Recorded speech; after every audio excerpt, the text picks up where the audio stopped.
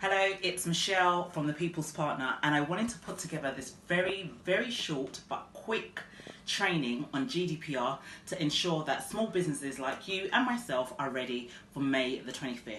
So I'm going to go through this really quickly, but please bear with me. Right. So the first thing you want to do as a data controller or a data processor is to register with ICO. So ICO has a number of criteria that you need to go through to check whether you need to be registered with them. That's your first port of call. The second thing is to create a data flow audit. And a data flow audit is literally knowing what types of data comes into your business, where it stays, where it's retained, and how it exits your business. So we're going to go through that in more detail. Then you create your gap analysis. Now, the gap analysis occurs when you have registered all your data, and then you look at how you need to be compliant. The bit in the middle is the gap, and you need to analyze what you need to do to shorten that gap. So there's a number of deliverables. The first deliverable is your data flow map. So once you've worked out what data, you need to have a visual, it could be a pictorial way of displaying your data. So most organizations use a data flow map. So it pictures what information you have in your business. After that, you need to look at your personal data, have a personal data inventory, list all the data that you have, who has access to it, why they have access to it, and how long you're retaining that information for. That's your inventory. Then you want to look at your asset register. Your asset register is all the different softwares that you use to process data. So it could be a number of CRMs, it could be like mail. I think most companies our size, we use MailChimp or auto-response or GetResponse, those kind of assets. This is what you need to be have together. What are the types of assets which are in your business? Then you want to look at a data flow report. That's what you need to be creating, a data flow report. So please don't get it mixed up with data flow map. The map is just your visual. Your report is now all the information put in a coherent and concise report. The last bit of it is your gap analysis report. So up here, remember, we created the gap analysis where we looked at what we have and what we don't have and identified all the gaps.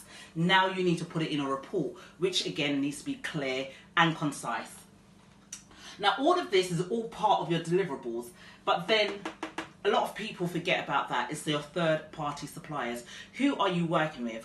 So for example, as I do HR, my third parties will be pension providers, might be private healthcare. They access the personal data that I share with them from my clients. Now I need to make sure that they're GDPR compliant with the data that I've shared with them. So a number of investigations and some queries, calls need to be made with them to make sure that they're compliant. All right, so that's your third-party suppliers.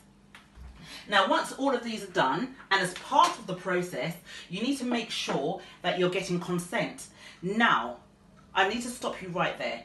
Not everybody needs to get re-consented in or re-opted in, as long as you have a legitimate interest. So there's a criteria that we need to look at to make sure that you have a legitimate interest. If you don't, then you need to get your customers, your clients, your members to consent and re-opt in. Training is very important, and that's often overlooked.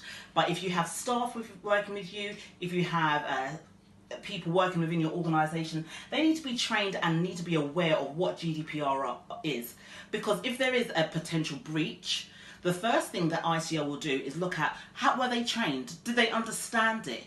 And it mitigates against any risk. So training is vital, it's very crucial.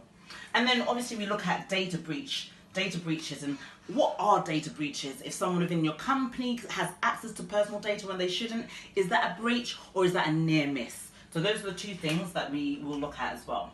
And obviously customer rights, their rights to be forgotten.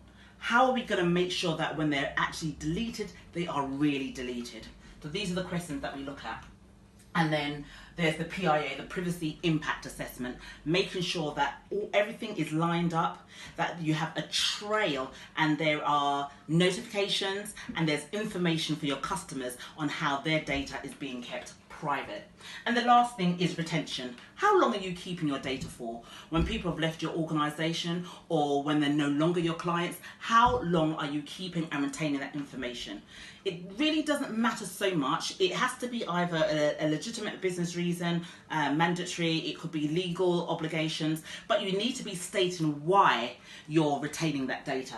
So that's very important. So all in all, this is GDPR. This is what your organizations, your companies need to be looking at before the 25th of May. So if you need any help in implementing this, please do shout out, reach out to me. I'd be more than happy to walk you through.